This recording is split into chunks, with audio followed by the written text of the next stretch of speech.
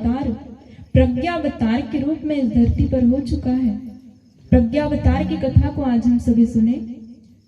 प्रज्ञा अवतार आगरा जिले के आवलखेड़ा ग्राम में 11 सितंबर 1911 को ब्राह्मण परिवार में जन्म हुआ परम पूज्य गुरुदेव का। पंडित रूप किशोर शर्मा जी और दान कुबेरी देवी इनके माता पिता थे। ब्राह्मण परिवार था। पिता पहले से ही धार्मिक प्रवृत्ति के थे, भागवत कथा कराया करते थे। नाम रखा बालक का श्री राम। और जब 9 वर्ष की आयु में बालक श्री राम को उनके पिताजी काशी विश्वविद्यालय लेकर के गए, जहां पंडित मदन मोहन मालवीय जी से उनका दीक्षा संस्कार, गायत्री मंत्र की दीक्षा उन्हें दी, यज्ञोपवीत संस्कार कराया। तब मालवीय जी कहते हैं, बेटा गायत्री ब्राह्मण के कामधेनु है, तो ब्राह्मण बनना। तो बालक श्री राम 9 वर्ष के थे। वो कहते हैं कि हम तो पहले से ही ब्राह्मण हैं, हमारे पिता ब्राह्मण कुल के हैं, तो हम भी पहले से ब्राह्मण हैं। तब मदन मोहन मालवीय जी कहते हैं, बेटा ब्राह्मण पैदा नहीं होते, ब्राह्मण कर्म से बनते हैं, तुम कर्म के ब्राह्मण बनना। जिनका चिंतन अच्छा हो, जिसका चरित्र अच्छा हो, जिसका आचरण अच्छा हो, वो व्यक्ति ब्राह्मण कहलाता है। ऐसे ब्राह्मण तुम बनना। जिस प्रकार गांधी जी ने सत्यवादी हरिश्चंद्र जी का नाटक देखा था और मन में ठान लिया कि मुझे सत्यवादी बनना है और बनकर दिखाए, इसी प्रकार उस दिन बालक श्री राम ने ठान लिया कि मुझे सच्चा ब्राह्मण बनना है और सच्चा ब्राह्मण बन के दिखाए। और अपने जैसे हजारों लाखों करोड़ों ब्राह्मण तैयार कर लिए जो गायत्री परिवार के अंतर्गत काम करते हैं। ब्राह्मण की परिभाषा ही बदल दी। लेकिन आज हम जाति के ब्राह्मण ढूंढते हैं। ब्राह्मण कौन होते हैं? जो अपने लिए नहीं दूसरों के लिए सोचे, जो स्वार्थ नहीं परमार्थ की भावना जिनके अंदर हो, वो ब्राह्मण कहलाते हैं। ब्राह्मण की कुछ डिग्रियां होती है। ब्राह्मण का धन सोना चांदी रुपया पैसा नहीं होता। ब्राह्मण का धन होता है ज्ञान। ब्राह्मण का कर्म है गायत्री। ब्राह्मण का धर्म है वेद। ब्राह्मण का शस्त्र है श्राप और ब्राह्मण की औषधि है वरदान। जिनके अंदर ये सभी गुण होते हैं, वास्तव में वह व्यक्ति ब्राह्मण कहलाता है। फिर जाति कोई भी हो, जाति से व्यक्ति महान नहीं बनता। परम पूज्य गुरुदेव लिखते हैं, जाति वंश कोई भी हो, हम ब्राह्मणत्व अपनाएंगे, नहीं जन्म से पर कर्मों से हम ब्राह्मण बन जाएंगे। ऊंच नीच और जाति पाति का हम मतभेद मिटाएंगे, नहीं जन्म से पर कर्मों से हम ब्राह्मण बन जाएंगे। वे एक सच्चे ब्राह्मण बने और अपने जैसे कई ब्राह्मण तैयार कर दिए। जब वे 15 वर्ष की आयु में आए तो अपने घर की पूजा के कमरे में गायत्री की साधना कर रहे थे। दीपक जल रहा था। उस दीपक की लौ से एक ज्योति प्रकट होती है।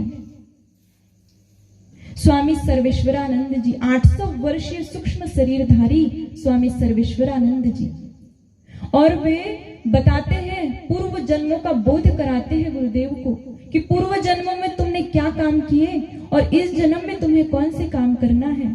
3 उपदेश वे देते हैं कि गायत्री की कठोर साधना आज तुम्हें करनी है, क्योंकि आज गायत्री की आवश्यकता है। आज व्यक्ति के पास सब कुछ है, धन पद पैसा मकान दुकान सब कुछ है, लेकिन मस्तिष्क विपरीत दिशा में जा रहा है।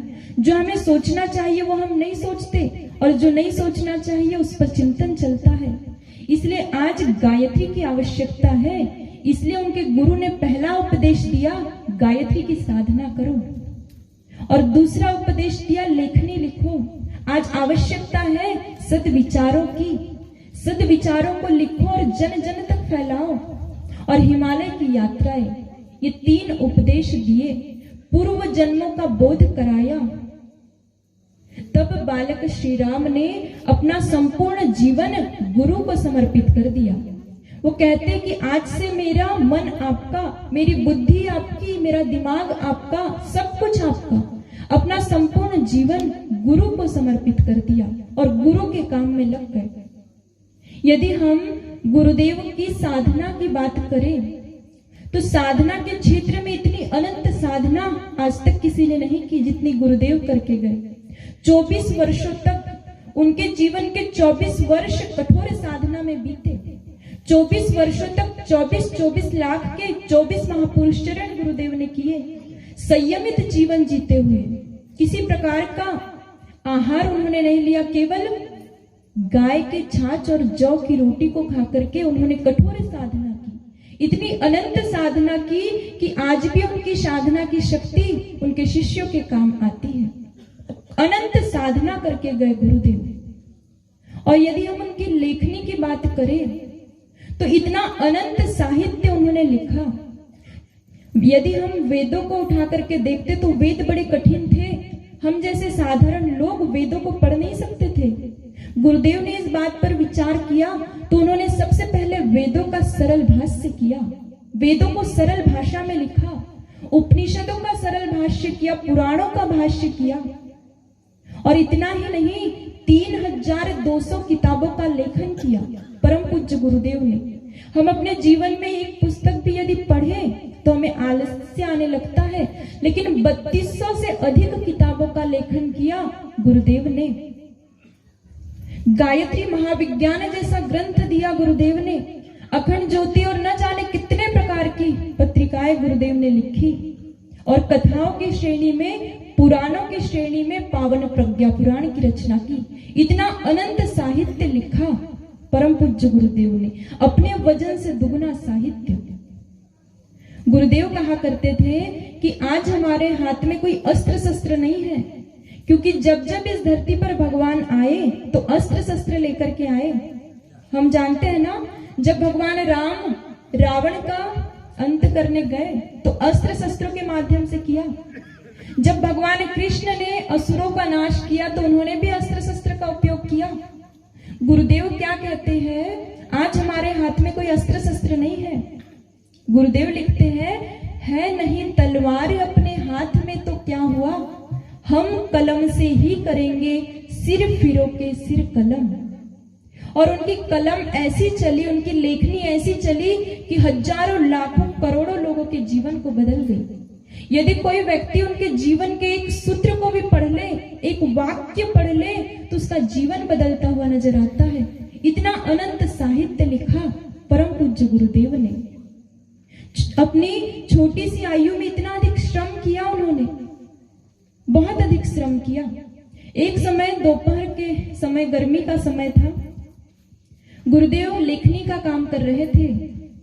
तो माताजी ने सोचा कि गर्मी का समय है, दोपहर का समय है, कहीं से उन्हें मौसम्बी मिली थी, तो उन्होंने सोचा कि मौसम्बी का जूस बनाकर, गुरुदेव जिस ग्लास से पानी पीते थे उस ग्लास में जूस बना करके उनके सामने रख दिया। वे लेखनी के काम में व्यस्त थे। तो प्यास लगी तो पानी समझकर वे एक घूंट पी गए जूस को। और जैसे ही उन्होंने जूस का स्वाद उन्हें लगा तो माताजी से कहते, आपने हमें ये क्या पिला दिया, ये जहर क्यों पिला दिया।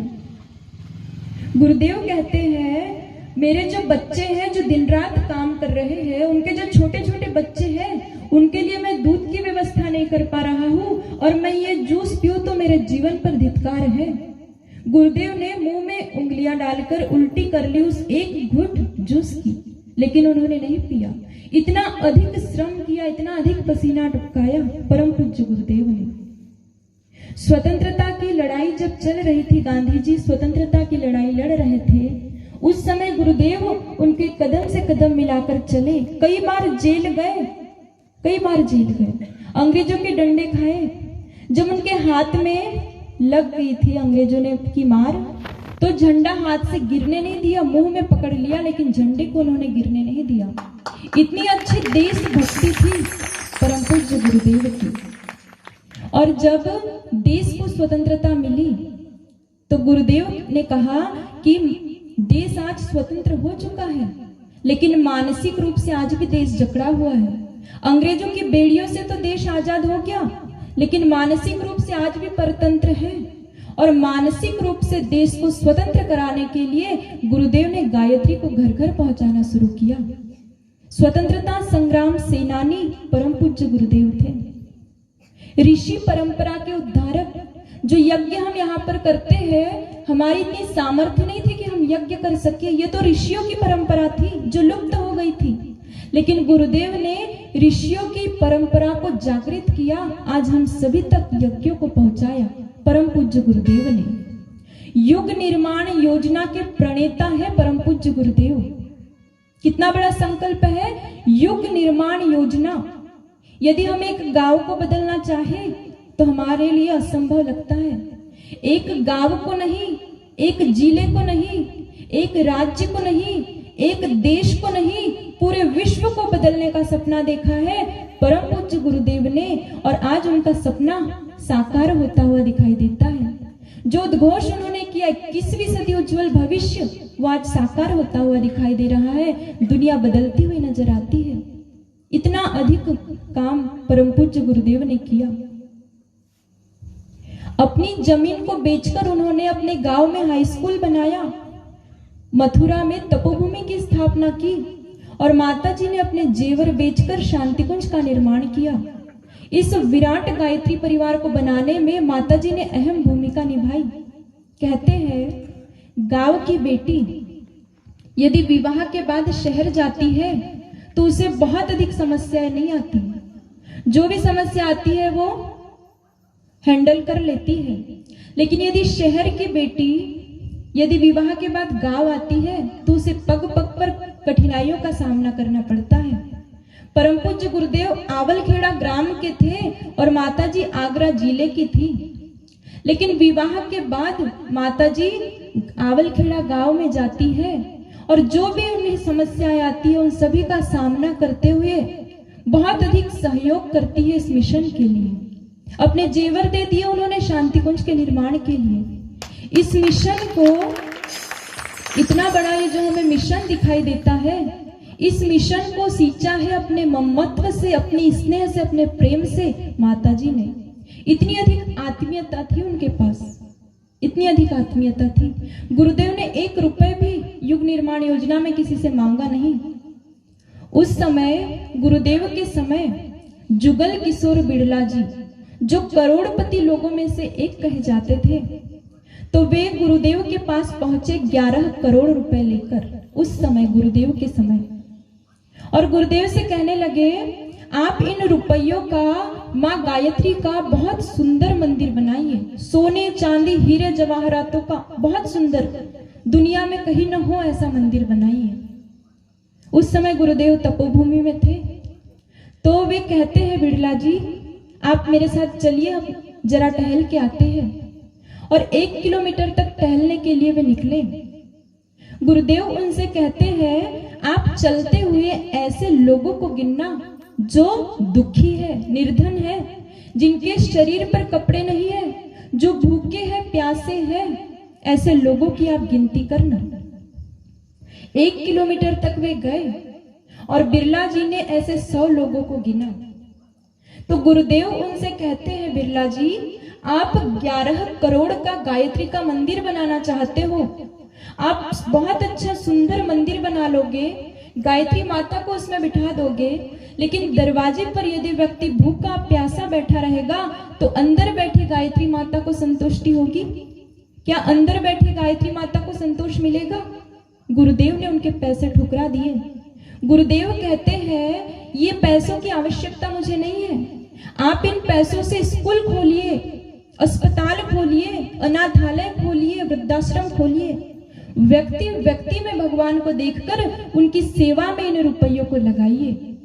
और मुझे यदि गायत्री का मंदिर बनाना होगा तो मैं गायत्री का मंदिर नहीं बनाकर लोगों को चलता फिरता मंदिर बनाऊंगा, लोगों को चलता फिरता शक्तिपीठ बनाऊंगा, लोगों के मन मस्तिष्क में गायत्री को बिठाऊंगा।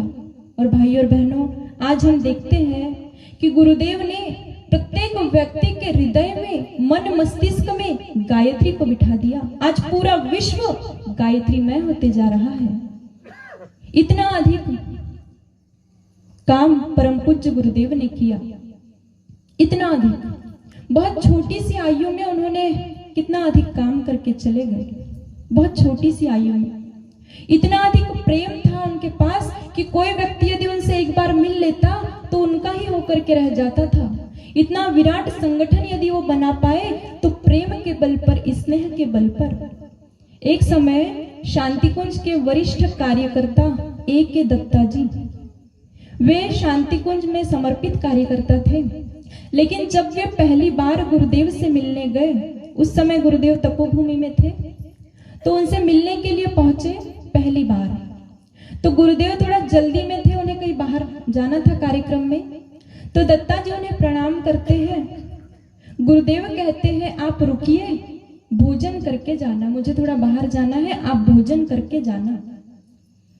तो दत्ता जी सोचते हैं कि मैं पहली बार यहाँ आया हूँ, पहली बार गुरुदेव से मिलने आया हूँ, तो भोजन कैसे कर सकता हूँ। उनके मन में थोड़ा संकोच हुआ। तो वे कहते हैं कि गुरुदेव यही पास में मेरे रिश्तेदार रहते हैं, मैं उनके यहाँ भोजन कर लूंगा। तो गुरुदेव ने एक बात कही उनसे। क्या कहा गुरुदेव ने? बेटा, भोजन अपने घर किया जाता है, रिश्तेदारों के घर पर नहीं। भोजन अपने घर किया जाता है। और गुरुदेव की एक बात और दत्ता जी को जीवन भर के लिए अपना बना गए, जीवन समर्पित कर दिया उन्होंने। इतना अधिक प्रेम था उनके पास, इतना प्रेम कि पशु पक्षी तक प्राणों से भी प्यारे, इतनी दया कि जीव मात्र सब परिजन सखा